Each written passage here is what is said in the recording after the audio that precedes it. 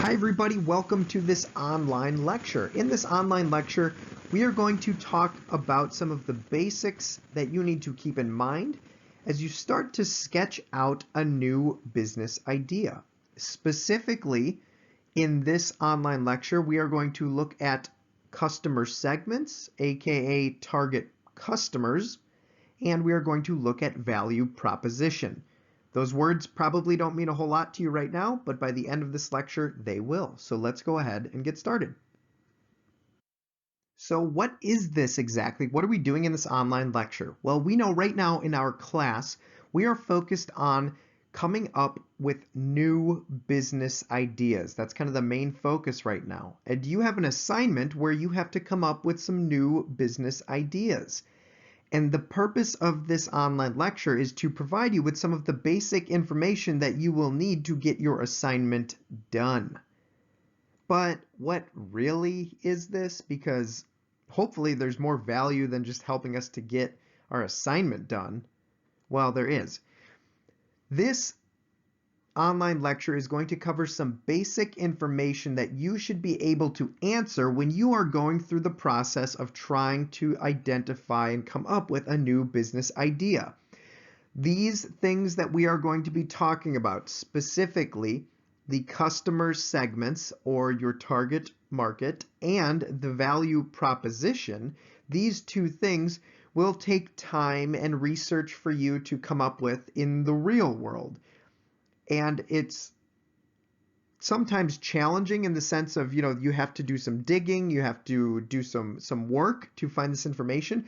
But I want to just let you know that this content and this information is far from impossible to do. As a matter of fact, it's very straightforward. I think you just have to do some digging. It's rewarding, and it's totally doable. For our class, you will be asked to do some light research with regards to some of this information. So we just don't simply have the time within our class, though, to go through and give it the deep dive that you would really need to do if you wanted to actually start your business. But this provides you some of the basic tools that you can take beyond our class and apply to actually start a business. But again, what this really is about, identifying some of the basics that you would need to think about if you were going to start a new business and come up with new business ideas. So this week's assignment is going to ask you to come up with multiple business ideas in different contexts based on our textbook. But regardless of the context that you are coming up with this business idea, every new business idea that you come up with, you are going to be asked at least these three questions. Number one, oh, and by the way, these are the three questions that you should be able to answer. Again, from a basic perspective, these are the three questions you should be able to answer as it relates to starting your business, coming up with a new business idea. These are the three basic questions. Number one, who are you selling to? Who is your target customer? Number two, what do you do as a business? Describe your products and services. And number three, why would a customer buy from your business? More specifically, what pains are you relieving for that customer? Or what gains are you helping your customer to get? What gains are you creating for your customer? Now, you heard me at the top of the slide, the presentation here, talk about this word value proposition. Value proposition. Well, value proposition is represented by items number 2 and 3 above. A value proposition, by definition, in the entrepreneurship world, is made up of two things. Number one, if somebody asks you what your value proposition is, they're asking, what do you sell? That's item number 2. And they're also asking, hey, why would customers buy from you? What makes you special? And that's item number 3. So when we talk about the word value proposition, what we're really talking about are items number 2 and number 3 in our list. So these are questions that this week's assignment asks you to answer. What we are going to do in this online lecture is we are going to review each part, 1, 2, and 3. We're going to review each question briefly and then provide you with some examples so you have a model to base your homework off of. So the first question that you are going to want to answer about your new business idea is, who are you selling your products or services to? Who is your target customer? And by target customer, again, we mean who is the customer that you believe will buy your product or service. Pretty straightforward. A common mistake that entrepreneurs will make is to say that everyone is going to be my target customer. I'm going to target everyone, and I am here to tell you right now that you cannot target everyone. If you target everyone, you are going to eventually target no one. So you cannot target everyone. I hope this is abundantly clear. Instead, your job as a business owner, as an entrepreneur, especially when you are getting started, is to niche, aka you need to be specific with who your target customers are.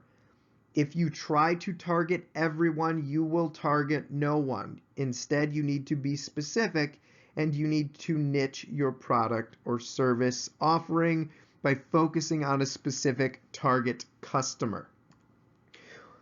So why is it important that we are niching our target customers? Why is it important for us to identify our target customers?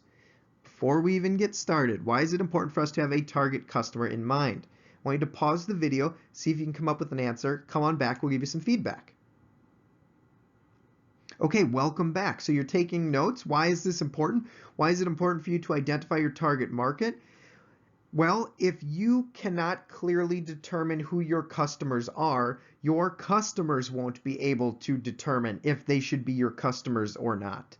Have you ever seen a store front or a website and you're like, I don't know if I'm in the right spot. Like, am I supposed to be here or not? Versus a time where you've gone into a store or you've gone to a website and you're like, oh my gosh, I am supposed to be here. This website feels like it's speaking to me. That's an example of a website or a storefront that has identified you as a target market. It's very specific. Also, this helps you with your marketing.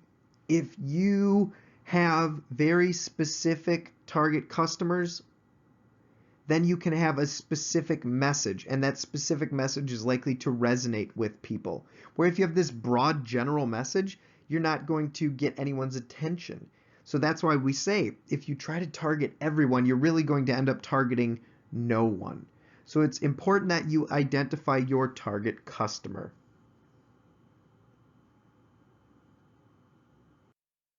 So what type of information should we include as we're thinking about our target customers? What type of information should we be including on our homework for this week? Well, you can include and should include some of these basic information about target customers. Number one, you can include demographic information. And demographic information is the broadest, most widely used type of information with regards to target customers. So these are things like age, gender, income, occupation. You can read the list. An example of what this would sound like in real life would be right here. Men aged 18 to 35 who are college educated and earn $70,000 to $100,000 a year. Notice how that is a very specific target customer. That is who I think would buy my product or service. So demographic information is one way to do that. Number two is psychographic information. And psychographic information is like demographic information. They're descriptors about people, but instead of kind of some just cut and dry things like demographics, psychographics get more into who this person actually is from a lifestyle perspective, from an opinions perspective, hobbies and activities, personality, so on and so forth. An example of that would be listed here. An environmentally conscious extrovert who loves biking and kayaking. Okay, now we're really getting a picture, especially if you combine these two, of who our storefront, who our website, who our business may potentially target, who will be buying from our store. And again, you can combine these two, and I encourage you to do that. With regards to psychographic information, though, it says, note, only include this information in terms of what is going to be important to your business idea. So what we mean by that is there's no need to include information about your target market's political beliefs if it has nothing to do with your business, if it has nothing to do with your product or service. So we have demographic information, we have psychographic information that you can include, and then we also have geographic information. Pretty straightforward. Where do people live? So for example, urban versus rural, big city or small city, hot climate, cold climate. Based on these different descriptors, that can tell you what types of products or services somebody may be looking for. So somebody that lives in a hot climate, like in Florida, well, you're not going to be targeting them if you're starting up a snowblowing business, right? Totally different. So now look what happens though when we combine our psychographic, demographic, and geographic information. If we're talking about men aged 18 to 35 who are college educated and earn $70,000 to $100,000 a year, who are environmentally conscious, extroverted, and love biking and kayaking, who also live in large urban cities in warm climates, now we have very specific information about our target customer. This helps us to build a very specific marketing message and allows us to build our website, build our storefront to cater to this individual. And then when this individual walks into our place of business or visits our website, which is our online storefront, they're going to say, wow, I am totally meant to be here. And you're going to have products and services that serve this person based on these descriptors. So maybe this kind of sounds like maybe a higher end sports store that could target, right? So somebody who has a little extra disposable income, someone who likes to be outside and they are in a warm climate, so they can be outside a couple, more often throughout the year. So maybe high-end bikes, high-end kayaks. So somebody's going to walk into our store and see that we have products and services that serve them, and it's going to feel like them. Where somebody outside of our target customer would walk into our store and they would realize relatively quickly that we are not catering to them specifically. Now, that does not mean that we don't sell to certain individuals, right? So, for example, if a woman aged 90 who was not college educated and earned $50,000 a year, if that person walked into our store and was interested in buying our products or services, of course we would sell to them, right? But it's just the idea that we need to target our efforts somewhere, because if you target everybody, you target nobody. So these are just some examples of information and target customer information that you can include with regards to your homework for this week. Okay, the second thing that we are going to be including in our homework this week, and it's the first item that is involved in the value proposition. The value proposition is, what do you do as a business? How would you describe your products and services? So what we're talking about here is you need to be able to explain what your business is in a way that is so simple yet descriptive. You need to explain this in a way that somebody without any background of your business could understand. So why is it important that you describe your products or services in a simple yet descriptive way? Why is it important for you to explain this to somebody and they could understand it even if they have no background of your business? Why is this important? Pause the video here, see if you can come up with an answer. Okay, welcome back. So why is this important? Well, if you cannot explain clearly what your business is and what you do, if you can't do this in an easy to understand way, how will you ever be able to create marketing materials to get people to come to your business? If you cannot quickly, easily, descriptively explain what you do, good luck writing an ad that somebody would understand. Good luck creating a Facebook ad. Good luck creating an Instagram page. Good luck creating a print ad. Whatever it is, good luck trying to come up with that. Also, how can your customers advertise for you via word of mouth if they can't even describe what you do? Well, they're kind of like a laundry service, but they also They also do hairstyling, and then they help you to create goals for your business. It's like, what? How do you even describe a business that's three different things like that? You need to be able to succinctly describe, excuse my phone ring, you need to be able to succinctly describe what your business can do. So, what are some examples of succinct descriptions for our businesses? Well, here are some examples. We provide branding and web design to other small businesses. Now, very clean, very simple, right? We provide branding and web design. Honestly, you could probably end there and that would get the job done. What I like about this one is that this part right here also talks about the customer. So it's kind of like a 2-for-1, right? We kind of really take that question number one that we were dealing with and looking at earlier, and we also kind of integrate it in here. So this is what we do, and this is the customer that we serve over here. So that's one example. A second example here, and let me erase. Okay, getting pen happy. We serve savory comfort food in a casual environment. Now that could be more for a restaurant, right? You know exactly what their product or service is, savory comfort food, right? So it's not going to be the place you go necessarily for a salad or a low calorie meal. And you also know that it's not going to be anything fancy. It's a casual environment. So again, pretty straightforward in terms of the description. Next one, we clean your car, helping it to sparkle just like the day that you got it. So that's what, again, it's a little bit more of a dressed up, a little bit more descriptive. Basically, what this one could easily say is we clean cars. That's what it could say, but instead look at the pizzazz, if you will, associated with it.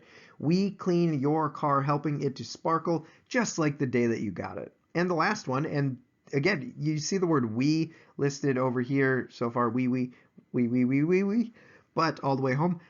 This could be, you can list it in I form, that's fine. I provide personalized high-end fashion consulting. Very simple, again, just examples of what you can include on your homework. Again, just obviously not going to include these, but models, things to model your ideas off of. The third and final question that we're going to address is the second half of the value proposition, but it's really the main part of the value proposition. And it's the question, why would a customer buy from your business? Remember, a value proposition, what we're saying here, the main thing is it's why somebody would buy from you. But a value proposition by definition is really made up of two things. Number one, what do you do and aka what do you sell?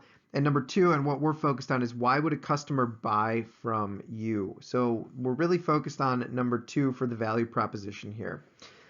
We've already addressed item number one. Now, typically speaking, customers will buy from our businesses because of two reasons.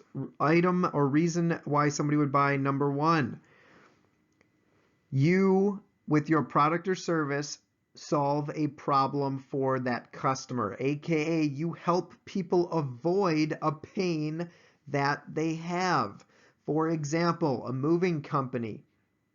Why somebody would buy a moving company why a customer would buy from a moving company? Let us do the heavy lifting for you. Moving is a pain. Lifting things is a pain. Packing things up in boxes, that's a pain that somebody experiences. And when we say pain, it could be a physical pain, it could be an emotional pain, it could be all sorts of pain. A discomfort. It helps somebody avoid something that they don't want to do. Moving is a pain in the rear, so maybe our customers would buy from us because we'll do all the heavy lifting for them. Or another example, when we solve a problem for somebody or help somebody avoid a pain, another example could be you've never had enough time in the morning to take care of yourself. That could be a pain that someone is experiencing. The pain is I don't have the opportunity to take care of myself. I just don't have the time in the morning. That's another pain, is the lack of time. So that could be a pain that we are trying to help people avoid, right? And that could be maybe like a cosmetic company, a permanent cosmetic company, like where they help and my goodness, I'm going to slaughter this, and half of you are going to not have a clue what I'm talking about, and half of you are going to be laughing at me. Permanent cosmetics, like where you get your eyebrows microbladed, which is the idea, I believe, where it's a small It's like a small tattoo for your eyebrows. So it looks like your eyebrows are always done, right?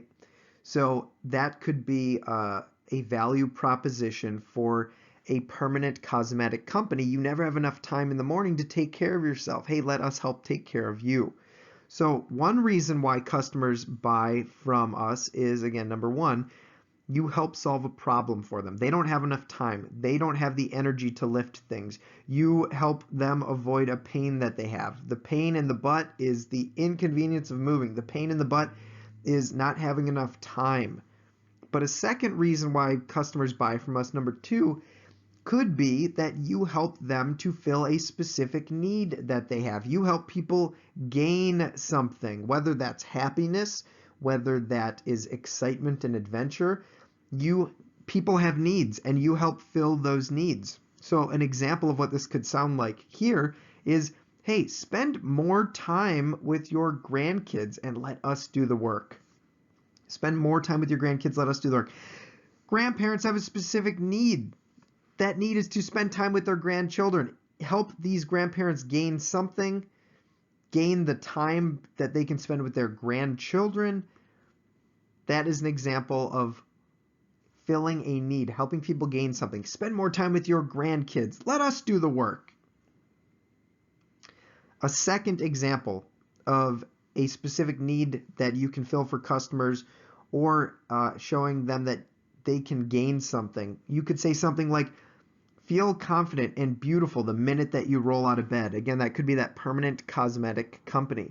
Help people gain something. Well, you're helping them gain confidence. You're helping them feel beautiful. People have a specific need to feel a certain way. Can you do that with your permanent cosmetic company? Yes, you can. So you would focus on why somebody would buy from you is because they will feel confident and beautiful. It is a specific need that people have. Erase, erase, erase. So oftentimes these will be paired up. And by these, I mean number one and number two. The solving a problem and filling a specific need, helping people to avoid pain and helping people to gain something. These two things can be paired up. So for example, maybe it's a lawn care service or a moving company that would say, let us do the hard work for you. That's the pain. So you can spend more time with your grandkids. There's the gain. So that could be a message that people use or this company uses in their advertising.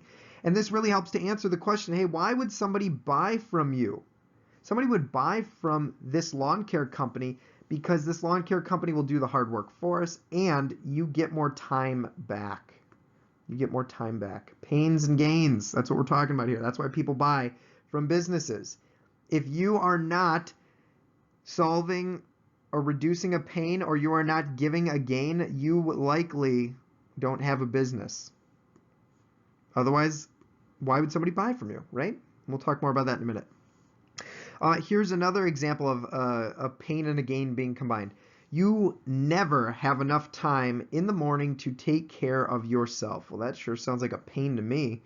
Let us help you feel effortlessly confident and beautiful the minute that you roll out of bed. Wow, that's definitely a gain there. And again, that could be like eyebrow or tattoo artist or whatever, microblading, whatever you want to call it.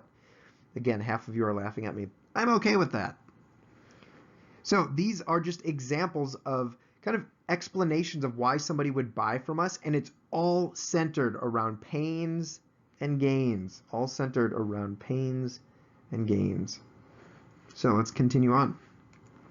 Why is it important? Why is it important for us to focus on either helping people avoid pains or helping people to show them that they're going to gain something by buying from us? Why is this important? Pause the video here, see if you can come up with an answer. Again, we've already hinted towards this.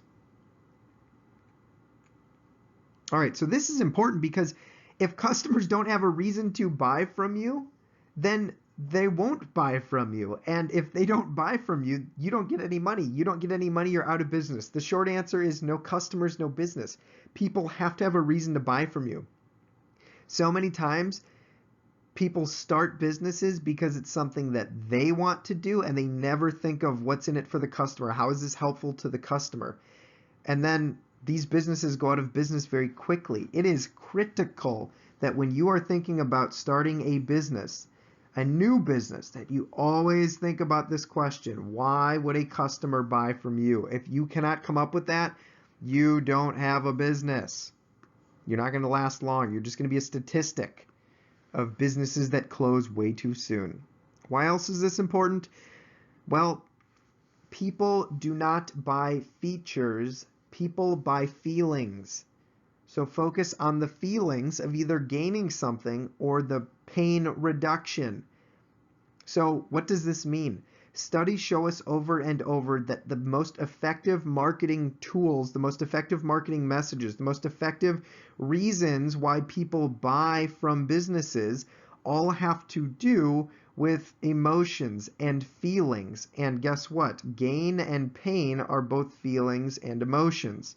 People do not care about features. For example, most people don't buy cars because of the features. Most cars have similar features, right? Especially now. Most cars are pretty much the same. Instead, people buy cars for the feelings that they experience when they're watching the commercials, or the feelings that they experience because of the messages that they've seen. For example, people buy cars because they look so fun to drive, right? Seeing a commercial where they talk about, oh, it has this type of engine and it comes in this color, is going to be way different than a commercial that shows people having so much more fun. Watch commercials next time that you see them on television. Think about healthcare commercials or medicine commercials, right? Try our medicine. Always it's people skipping through fields and laughing and looking like they're having the best time of their life because the company's trying to sell you feelings.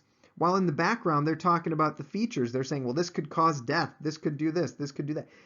The reason why the visual is all about feelings is because they're showing that you can gain something by taking this medicine. We will relieve your pain and help you get your life back. So look how fun it would be to skip through a field of flowers. These commercials, marketers know that people don't buy features, they buy feelings. You would not buy this medicine if there was just a doctor sitting in a chair telling you about the features of this medicine. So people buy feelings, not features. So cars, again, going back to this example, cars can make you feel a certain way. So for example, Ford trucks, they'll make me feel tough, so I'm going to buy one of those. Well, what's the difference between a Ford truck and a Honda truck? Probably not too much, but Ford trucks sell better because they make me feel tough. They make me feel a certain way. Or for example, they make you feel part of an in-group. I know Subaru has a very loyal customer base. You feel like you're part of the Subaru family, right, when you buy a Subaru. Or maybe buying a car will help, a certain car will make you feel like you're perceived a certain way. It makes you feel good if you buy a luxury car, right? So an Audi car would make me feel a different way than if I bought a Kia or something like that, right? Being in this luxury car will make me feel a certain way. And I'm not knocking Kia, by the way. I have a Kia, just so you know. But the bottom line here is that people don't buy features. Forget the features, people buy feelings. And the feelings that people buy, the things that we should be focused on, are pains and gains. You need to show people that you can do either 1, reduce their pain, or 2, help them gain something, or 3, both. Why would a customer buy from you? Because of the pains and the gains. So this oftentimes can be the most complex component for students to wrap their head around. So I am going to provide you with a lot more examples listed here. I'm not going to read through them. You can pause the video and read through them on your own. But just so we know what we're looking at, these are thinking prompts to help you to come up with, to help you think in terms of gains. So as you're coming up with your business ideas, you can ask these specific questions.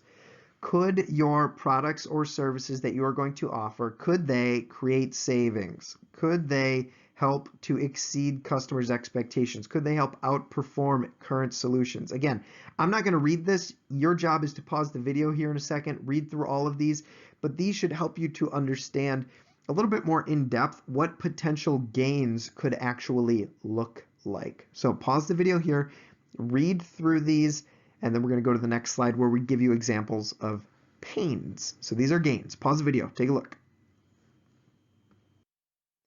Just like the last slide looked at specific things to think about to come up with gains that you could give your customers, this slide does the same thing, but for pains.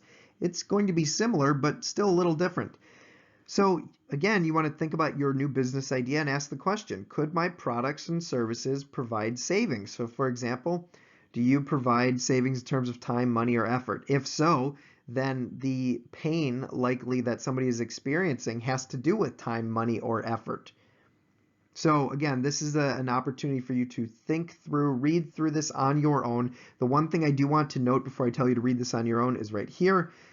If you are thinking about starting a business and the only thing that you are going to do to make yourself different, the only reason why you think customers would buy from you is because you are going to be the least expensive option, I'm telling you right now, that's not going to work because you cannot compete with Walmart, you cannot compete with Amazon. They are such large businesses. They can get what is known as economies of scale. That's the idea where they go to a supplier, they purchase so many, we'll just use pens as an example. Walmart can buy billions of pens from manufacturers, and when that happens, when Walmart buys billions of pens, the price per pen is much cheaper than if your business went to the pen manufacturer and said, we would like to purchase 200 pens. Well, the price per pen for you is going to be way more than it is for Walmart. You cannot compete with Walmart or Amazon's buying power. Therefore, you cannot be the least expensive option for the customer. Can you be a low-cost option? Yes, but you cannot only compete. The reason why customers can buy from you, the only reason cannot be just that you're the least expensive. You would want to have something else in there, okay? So you shouldn't build a business around only being the least expensive for customers. Instead, you should look at adding something else. We're the least expensive and we help to, for example, eliminate risks. We help to eliminate risks that exist within the marketplace. So again, you want to combine some of these if you're only focusing on price. So with that said, pause the video, read through this, and then we will move to our final slides. All right, so in this video, we went through some of the basics associated with questions that you should be able to answer and think about as you are starting a new business. You should be able to think through who your target customer potentially could be. Who is your target customer? And then items number 2 and 3, we know the what your business does and why would a customer buy from you have to do with this idea of value proposition. So we've talked about target customer, we've talked about value proposition, and I am having way too much fun with this pen. So in this video, again, we went through some activities and we went through some examples, so now you should feel more prepared to complete your homework successfully. One final note.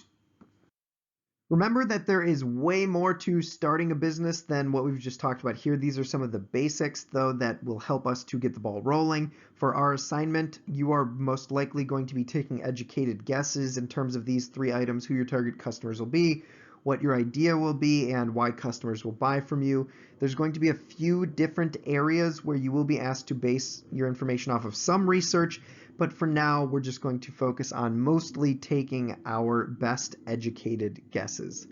Upon review of any of this content, feel free to contact me with any questions. I look forward to taking a look at your new business ideas, and I'm excited that we are moving forward with our class. Contact me with any questions. Thanks.